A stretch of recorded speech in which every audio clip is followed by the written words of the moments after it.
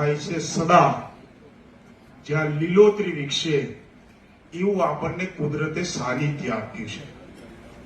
અને એ કુદરતના સાનિધ્યમાં આજે કહેતા આનંદ થાય કે સમગ્ર ગુજરાત જિલ્લામાં પ્રતિ હેક્ટર પ્રતિ એકર સૌથી જો કોઈ વધારે વૃક્ષો હોય તો એ આણંદ જિલ્લામાં છે.